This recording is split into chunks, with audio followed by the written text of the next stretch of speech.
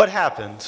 That's something that the great Robert Spencer raised, and it's something you don't see in the media. You can watch MSNBC, CNN, Fox News. They'll give you nonstop 24/7 coverage of the latest Hamas propaganda that 7 billion Palestinian children were killed in the last 2 minutes by Israeli bombs, courtesy of the statistics from the Gaza Ministry of Health and rocket storage. And of course, there'll be lots of videos. There'll be lots of videos of airstrikes, but they're not going to answer the basic question of journalism, what happened in the lead, and that's something Robert Spencer touched on. What happened in the days and the weeks before the attacks? What isn't the media discussing? Well, let me tell you something you will not hear in the media. 10 days before the attacks, Israel and Hamas agreed to a ceasefire. Did you hear that one in the media? Raise your hands. No? Funny. When all the people are screaming, the pro-Hamas protesters are screaming in the streets, ceasefire, ceasefire, ceasefire. There was a ceasefire in place. When Hamas attacked, it was under a ceasefire. Yeah, it was under a ceasefire. That's why they want another ceasefire. Robert Spencer again mentioned the Treaty of Hudaybiyyah. So there was a ceasefire in place. It had been negotiated 10 days before the attacks themselves began. And as part of the ceasefire, Hamas got a bigger fishing zone, more visas for people from Gaza to enter Israel. And Israel got a cessation of the violence. There had been border riots, explosives had been thrown at Israeli soldiers, incendiary balloons were being used to set fires into the fields in some of the same communities that were attacked. And after the ceasefire, negotiated, by the way, by Qatar, the Islamic terror state of Qatar, which is a state sponsor of Hamas, which is now currently engaged in negotiating to release the terrorists. You can trust them, of course. Hamas pulled back the riots at the borders. Israelis went into the final days of the high holiday season believing that everything was okay. There was a light force at the border. Most of the focus was on the West Bank because the violence there had been in the West Bank. And Gaza had been fairly peaceful for about 2 years, at least as far as Hamas went. Hamas built up credibility to give everybody the impression that it could be trusted to follow its commitments. Of course, Hamas leaders also said that they'd been planning the attack for 2 years. For those 2 years, there was a certain amount of quiet because those were the 2 years that Hamas was planning the attack. Now, here's a bit of a funny thing. National Security Advisor Jake Sullivan had an article in Foreign Affairs magazine describing his great diplomatic achievements. Among them was de-escalating Gaza using diplomacy between Israel and Hamas. Now, the funny thing about this article is if you find the print version of the article, you can still find those words there, but online, those words have been erased. They no longer appear in the article because National Security Advisor Jake Sullivan is no longer as eager to take credit for his incredible diplomatic achievement because his diplomatic achievement led to the murder of over 1,000 Israelis. That's what diplomacy had accomplished. Now the thing is, Qatar didn't just play us this way. This time they played us the same way twice. Qatar was the one under whose auspices the agreement with the Taliban was negotiated in Afghanistan. And the Taliban agreed to join a multi-party government.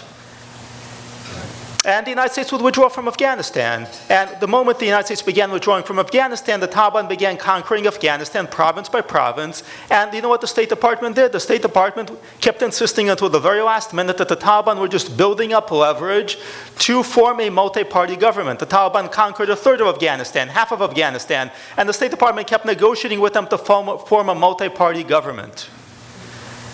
Of course, Qatar had managed to pull off the same thing twice within a matter of a few years. Both for the first time leading to the Taliban conquest of Afghanistan, the second time leading to the brutal Hamas attack and the worst slaughter of Jews since the Holocaust. Have we learned anything from the experience? Absolutely not. Did we learn anything from the time that Qatar was hosting Khalid Sheikh Mohammed, the mastermind of September 11th? We went in there to try to get them. The Qataris tipped off Khalid Sheikh Mohammed. He was off on a government plane before he could whistle. We learned nothing from that experience because right now we're still thanking Qatar for engaging in negotiations. Now let's talk about the terms of the ceasefire that Hamas wanted. What did Hamas want? They wanted a bigger fishing zone. What did they do with that fishing zone? Did they go fishing? Did they catch some trout? No, they used that to launch a naval invasion of Israel. Now what about the work visas?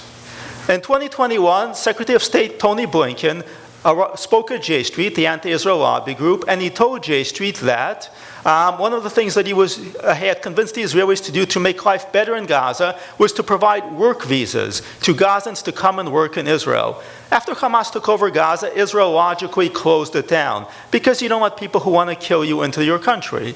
They only allowed people in for medical care, and even that was too much.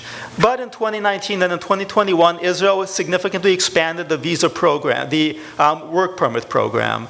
By 2019, they were allowing in some 12,000. By 2021, it was about 19,000. Under Netanyahu, unfortunately, they kept the program and they expanded it over to about 21,000.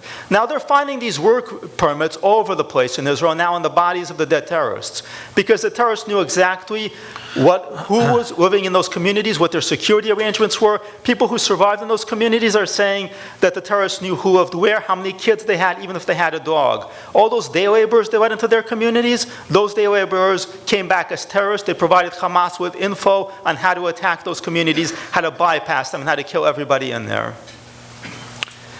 Now, did nobody see this attack coming? Of course they saw the attack coming. We just dismissed it as impossible, inconceivable.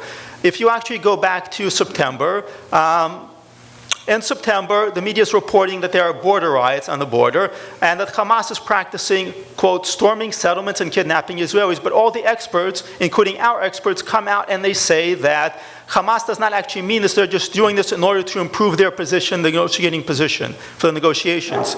Just like up until about a week before Kabul fell, the State Department was insisting that the Taliban were just improving their position for the negotiations. So we actually saw Hamas doing this in plain sight, but nobody took it seriously because we believed that Hamas was a rational actor, that they were not out to do this, again, as Robert Spencer said. These are really the roots of this disaster.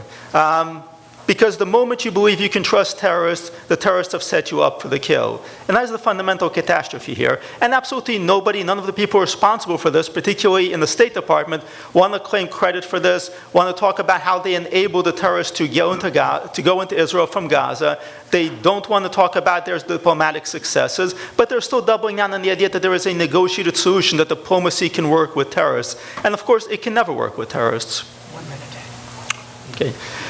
The fundamental catastrophe here is that we continue being played the same way, whether it's by Qatar, whether it's by Iran, whether it's by all the various Islamic terrorists and their state sponsors. We believe that they want the same things that we do. Hamas was getting in $2 million a day from those work permits, and so it was assumed that Hamas would not do anything to interfere with that. What Hamas cares about more than the $2 million in work permits or the bigger fishing zone is killing Israelis. All the Hamas negotiations were aimed at only one thing and one thing alone, and that was being able to invade Israel and kill as many Israelis as possible. What we saw was the expression of what Hamas had been all along.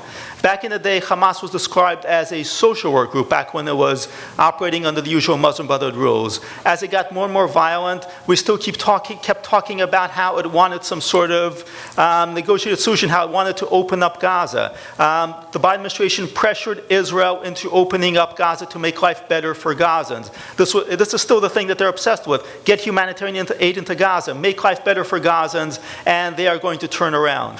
It never works that way, because that is not what Hamas wants. It is not what any of the so-called Palestinians want. It is not what any of the Islamic terrorists that we are up against want. What they want is the absolute destruction of civilization, our civilization. It's, as Robert Spencer said, it is their divine and there's their religious mission. We still insist on thinking of the Muslim world as operating by our paradigms. They're only operating by their paradigm. When we negotiate with them, we have two choices. We are either appeasing them, and if we are negotiating them, then the bottom line is we are appeasing them, or we are ready to actually fight them and destroy them. There are a lot of lessons from Israel for us. Our border is far more open than Israel's was. We are far more prone to trusting terrorists and taking them in. And if something were to happen on our border, we would be far more at risk than Israel was. What would happen if 100,000 armed men, 250,000 armed men showed up on our border and started killing us in the same way? Are we ready for it? I don't believe that we are. There's a lot of things for us to learn from the disaster, from the atrocity, from the catastrophe that happened in Israel. And there are things for us to learn also from Israel's response. The Israelis now have decided that they have no choice but to destroy Hamas. We need to learn from that we have no choice but to destroy Islamic terrorism. We cannot negotiate it with it. We cannot coexist with it. We cannot treat it as a rational actor. We must either go to war and win, or we must surrender to it. The Israelis are going to war, let us go to war as well and destroy it once and for all.